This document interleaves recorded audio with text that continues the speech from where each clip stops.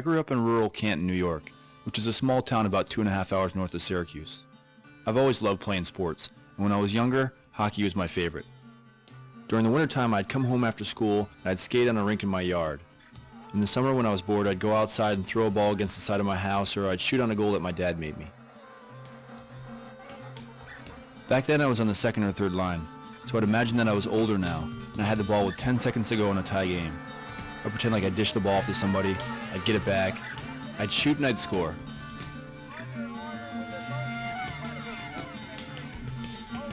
And that was my dream.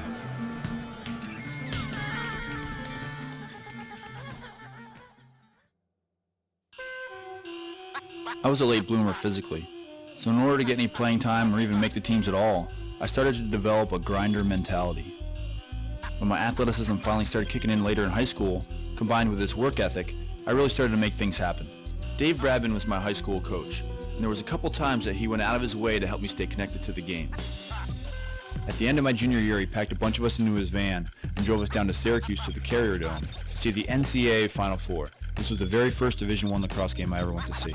At that time, Syracuse University had recruited these two box players out of Vancouver, the Gate brothers, that were starting to draw a lot of attention to lacrosse. Gary and Paul were first on the field every day for practice and last to leave. They just were passionate and focused and dedicated to the game. And they do some crazy shots, and I think, wow, you know, they really have a lot of imagination. They're doing some things down there that just are not even thought of, let alone done in lacrosse. The semifinals, we were playing the University of Pennsylvania, probably one of the best Pennsylvania teams I had seen. They had us down 2 or 3 goals, probably 3/4 of the game. It looked as though we weren't going to make it to Monday, the final game, in our own backyard. Somewhere in the end of the third period, Gary had the ball and they hung on the corner waiting for him to turn the corner. He ran at the cage uncontested and he jumped in the air. And he was up over the crease when he threw the ball and backhanded and scored. He brought the roof down. I remember jumping out of my seat and looking around. I couldn't believe what I just saw. I wasn't sure if this sort of move happened all the time at this level. I could hardly believe that it was legal. Gary went on to score a second air gate in almost identical fashion. But it was Paul Gate who scored with seconds remaining to give Syracuse the win, sending them to the finals on Monday. And for our kids to be there when that was happening was it was an awesome experience. It was an experience that they walked away from with a whole new idea about the game and about the possibilities of it and the excitement of seeing it. Tommy in particular was captivated by it. I was blown away by what I'd seen, and I started becoming obsessed at improving my game. Tommy and several of his classmates, Leith Hunt and Tim Wenrick, and kids started playing throughout the summer. And then when they returned their senior year, Tommy had become the leader of that group. He had refined his skill, he had matured more physically, and he brought an intensity to play that had really changed Canton lacrosse.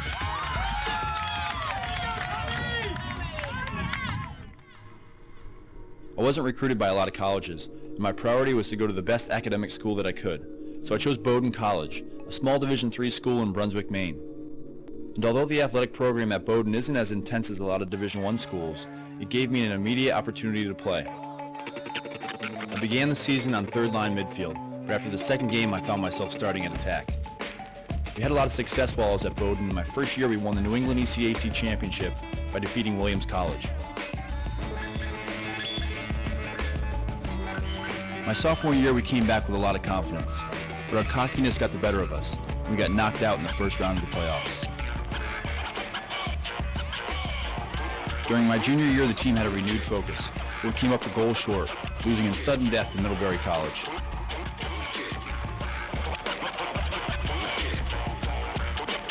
My senior year, we had a core group of seniors, and we decided that anything less than a championship was going to be unacceptable.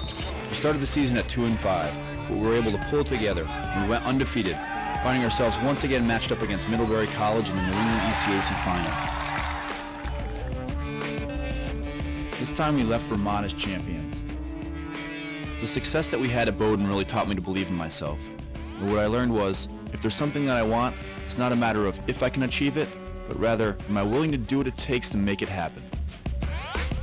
I graduated with a tremendous sense of achievement, and I decided to try out for a professional indoor team called the Boston Blazers. Unfortunately, I underestimated how different and how demanding the indoor game was, and I got cut. This was hard for me to accept. It took a couple weeks to try to figure out what I should do. I decided that this was something I really wanted, and I believed I was good enough. So I set my sights on the Blazer tryouts for the following year, and I got to work.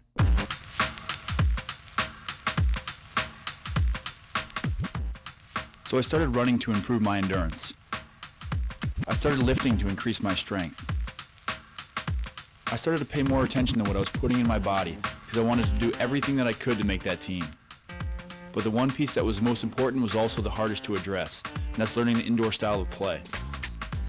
Canton's only an hour from the Akwesasne Reservation, so in the summer of '94 I started playing for a team called the Tri-Town Warriors in the Iroquois Lacrosse Association. And although I went to the res to learn how to play box lacrosse, I walked away with much more. Over the course of the summer, I started to develop more of an understanding and an appreciation for the native beliefs and history of the game. Kachikwae is the name of the game. And I asked my uncle, what does that actually mean? Well, he says, the closest we can get, he says they bump hips. It means they bump hips. But the concept, of course, and the game itself was invented by us, a long stick game. And we don't know when it was played. We know we're playing it before the white man came here. As the Europeans came over, they made their own interpretations of the game. They didn't know what it was. You know, they saw this game going on, and you know, they didn't know quite what to make of it. And that's actually where the lacrosse gained its name, was from the missionaries who saw them playing with the sticks that resembled a bishop's crozier. Lacrosse is seen today even as a gift from the Creator, and it was given to the Indian people to be played for His amusement.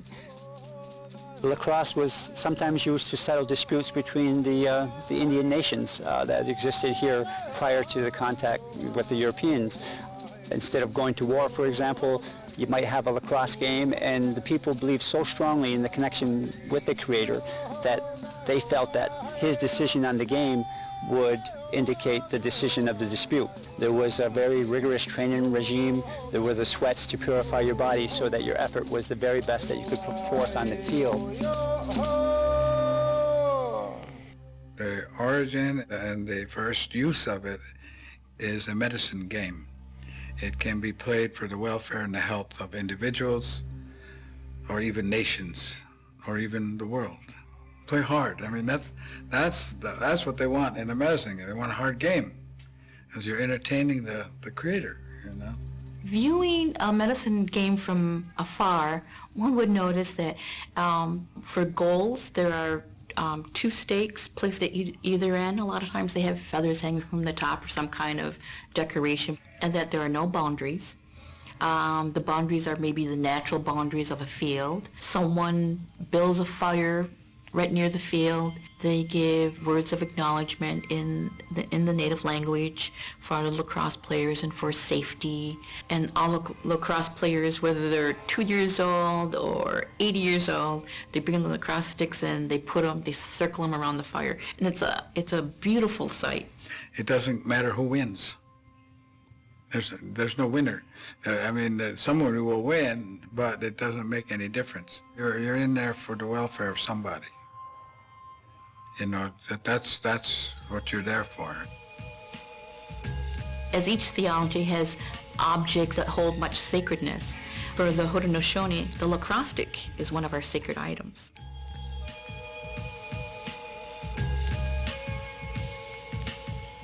The lacrosse stick is made from the living part of a tree. And when you make that stick out of that living part of the tree, you take that spirit, that energy from that tree, transfers to a lacrosse stick. That energy goes to that man who's using it. If there are a lot of people touching your stick, it's not considered like a good thing. It's like, because your stick is your stick and it becomes a part of you, and so it needs your energy. The old folks told me, you don't use hickory, you don't cut it for firewood. The tree itself is kind of sacred. Well, when we played in the 70s, the plastic sticks weren't, they were just coming into popularity, and in our community there was a resistance to use plastic sticks because traditionally men played with the wooden lacrosse sticks, and there was a more natural connection to the hickory and to the sinew that was used. Yeah, so it was a different game. You padded up there a little bit differently, and the impact felt right to the bone, as opposed to the titanium and plastic heads, which sting a little bit, but it's not even a good comparison compared to a hickory stick. A lot of guys use all wooden sticks in this league. When I showed up, my coach Peter Burns gave me one to use. And although there can be a spiritual component for using one, in box lacrosse, they're more commonly used as a weapon. The best memory I have from the first game is I had a guy that's about 6'6" and probably about 300 pounds. They just chased me around the whole game, and I'm like, good God. I just finished college, and this guy was just intimidating as can be. And I remember dropping the gloves on the guy because I didn't know it was him. He hit me from behind. I just turned around because there's so many fights in that league, and just praying as soon as I did that he wouldn't hit me. And luckily he turned around, laughed at me, and ran away. So didn't want to lose face in front of 4,000 my first day out there. Back in the 90s, you could cross-check the guy, stay right on until he falls down, and slash him. Even when you don't have the ball, it's still legal to cross-check you. If you're on offense, they can clear you out, but just cross-checking can clear your position. And those guys are not afraid to use them. And in field, it's not even legal. So basically, when you got someone with a wooden shaft, a lot of the guys up there use the old hickory sticks. And they got these wooden shafts that are about that big around, and they just basically tee off on you all day. In the Iroquois League, intimidation is one of the biggest factors. You have to be much more physical when you're playing, and when you're constantly watching your back, you can't focus as much on trying to score a goal when you're more worried about getting leveled, to be honest. You know, you got to take your beatings and take it in stride. I mean, you know they're out there. I don't want to say try to hurt you, but you know they're going to beat on you. After you play for a little, you just keep moving, and it sort of just becomes in the background. You don't even really notice it. It just becomes part of the game. Box lacrosse will test your mental and physical toughness, and although there are similarities to the field version, there are other factors that set the two games apart.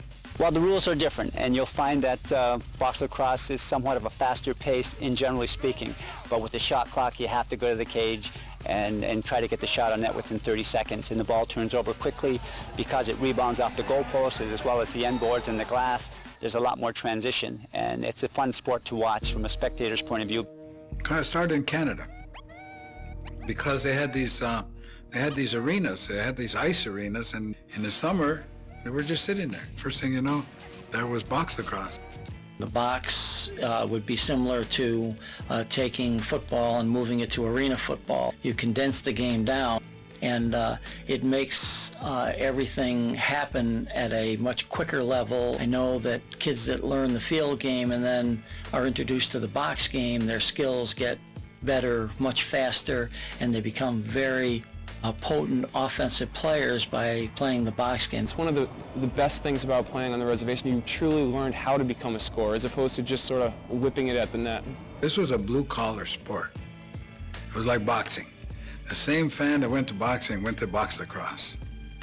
People that went to field lacrosse, their kids went to university.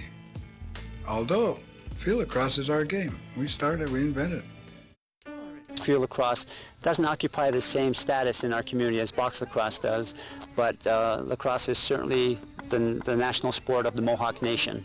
You can't go 20 feet without seeing a little kid with a stick in his hand. You see a bunch of kids in their yard playing, and those kids will be there from like 7 in the morning till like 7 at night. Like they'll skip meals and stuff. The children learn about lacrosse through their families and community activities. That whole tradition on the reservation was very evident that the reason it was so important is because many of the elder people on the reservation had experienced that, and it was a real priority for them to have the young people have that experience. It was almost a rite of passage. Our players, again, start playing now from Tykes and Peanuts all the way up through to senior lacrosse, and they have an Old Sticks League for players who've gone through the junior and senior leagues and want to continue playing. So in our community, it's a very social activity. When there's a big lacrosse game in town, you have the entire community that comes out and supports the game. I can't remember a game we played when there wasn't some sort of gathering at the end of the game. I think lacrosse games in general, because of their nature here in our community, have a tendency to bring the community back together more so than to divide them. As more and more teams have evolved from our community, we haven't had the manpower to man all those teams, so we've called on some of the players from the local high schools who've come and played and done exceptionally well in the league. In terms of how it impacts on the fans, you know, there's always going to be some comments, some racial comments, but at the same time, I think players and fans alike recognize good play.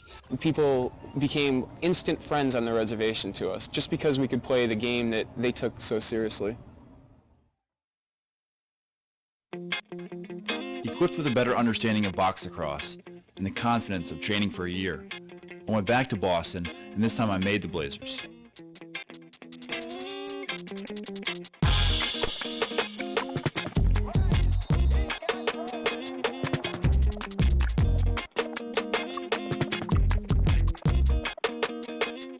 My first 2 years in the Blazers, I was going to graduate school in psychology and coaching lacrosse at Connecticut College. When I graduated, I moved to Boston to be closer to the Blazers.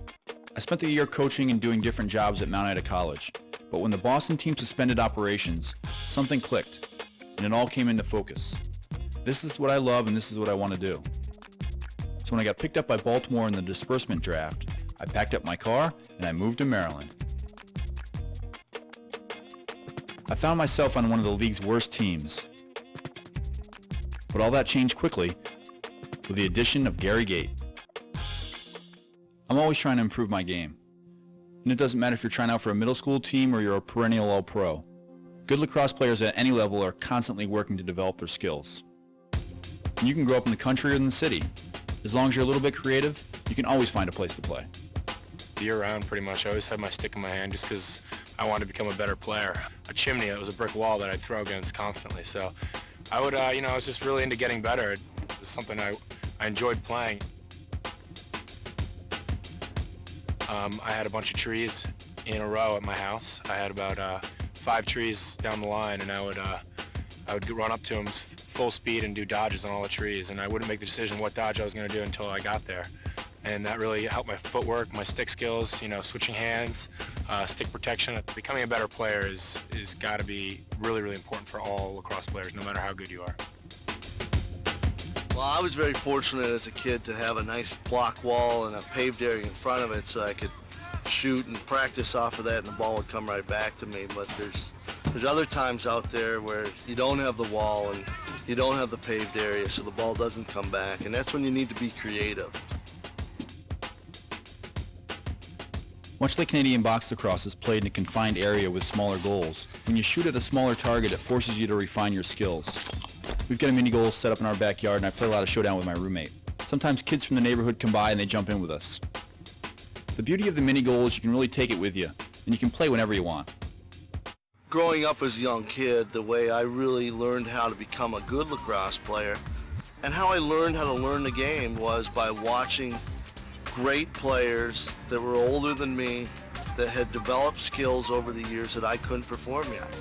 And what I try to do is mimic those skills, copy those skills, and practice over and over until I could do what they could do.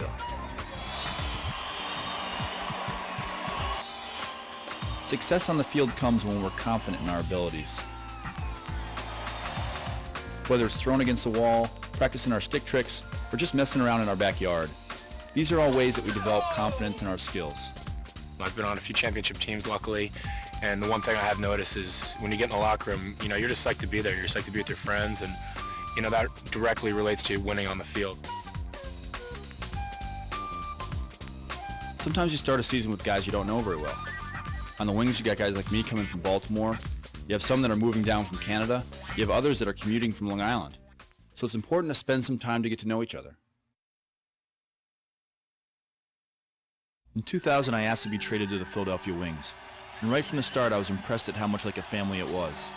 It wouldn't be uncommon when you walked in the locker room to be greeted by a high five or a bear hug. I find that when I care about the guys that I'm playing with, I'm more willing to make personal sacrifices and even do things I wouldn't normally do if it's going to help my team win.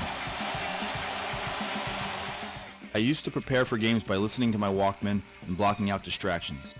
But now in the wings with guys like Jim Rogers, Dave Stilley, Mike Buzza, Jeff Ratcliffe, Dan Radebaugh, and others, I realized it was more effective and more fun to interact with these guys. So I traded in my Walkman for a boombox, and I became the team DJ.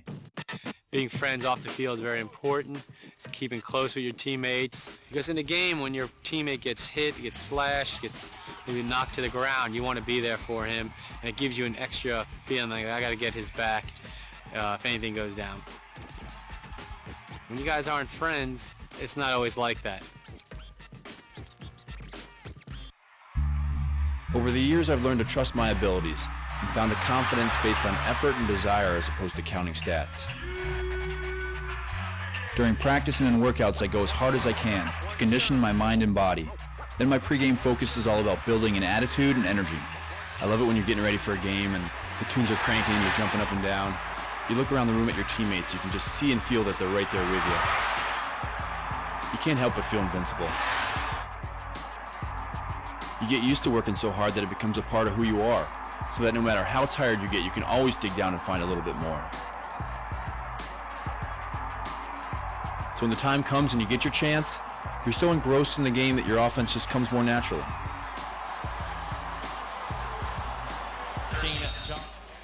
So when the game starts, I trust my preparation and my teammates. I find that this helps my offense to flow. But even if my shot's not on a given night, I'm going to find some way to contribute. I find that this mentality translates into solid team play.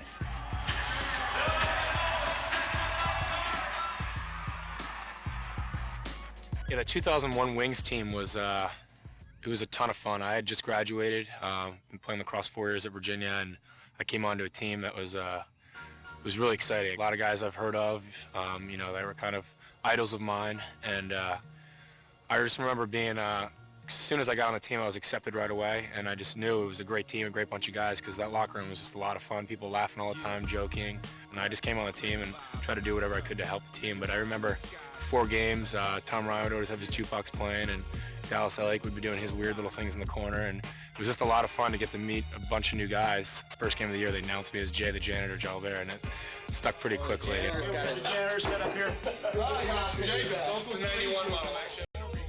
Jay earned the nickname the Janitor that year because he was willing to do the dirty work, battle for loose balls, play defense, and he loved it. And that was a great thing about our team that year. We had a group of guys that were willing to play their role in order to help the team win. Everyone on the team called me that, and I think it was kind of funny too, because kind of just running around hitting people and picking up ground balls and trying to make things happen as I was cleaning up the mess, as we used to say. And I always used to come out in the announcements and take my stick and sweep the ground. Jay's attitude was indicative of the team vibe that year, and it helped bring us close together throughout the season. In the semifinals, we knocked off Rochester by a goal, which advanced us to the National Lacrosse League Championship in Toronto. I've been in the league for 7 years at this point, and only made it to the finals once in '98 with the Baltimore Thunder. So at this point I knew I was going to do whatever was necessary to bring home that cup. In the papers they were saying all this stuff, you know that we didn't have a chance. They had won the 2 the year before, and we were playing at their home crowd, and it was sold out, and you know they had wiped us off the floor the 2 games that year. The belief that we had in each other gave us confidence going into the championship game, and right from the start we dominated play.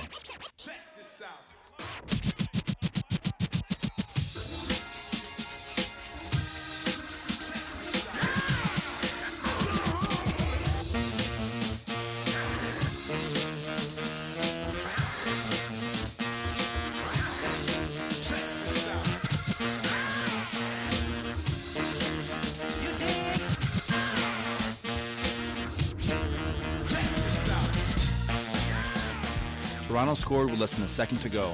It was too little too late. When the buzzer sounded, the celebration began. More than anything, I felt an overwhelming sense of satisfaction. When you dedicate over 7 years of your life to something, and you finally reach the top, that sense of accomplishment becomes a part of you.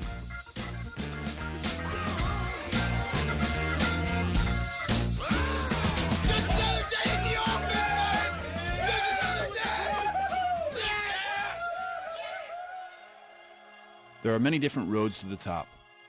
What drove me was a simple love of the game and a desire to improve. In 2003, I suffered back-to-back concussions that ended my professional playing career and at times has prevented me from exercising at all. Fortunately, I had the example of Loyola head coach Diane Geppy-Akins to help me put it all into perspective.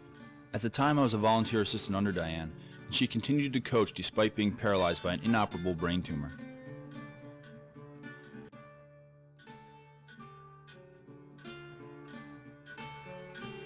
She led the team and remained alive by sheer willpower in order to see our son Michael graduate from high school and to see our team compete for a national championship.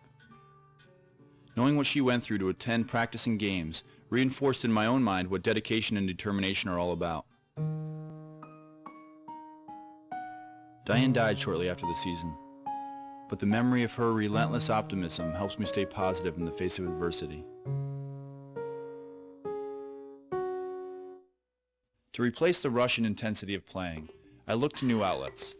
So I've turned to music, TV, and film as new ways to express my creativity. I'm blessed to be a part of this game and to have the friends and family that are willing to back me up as I take on new lacrosse endeavors. And the best part of it is, I'm still immersed in the game that I love. Lacrosse has taken me around the world, and I continue to travel, spreading my beliefs about the game and the way it should be played. So if stirring it up is what you're about, try looking for other opportunities to practice that attitude and energy. Because the more you live it, the more it becomes a part of you.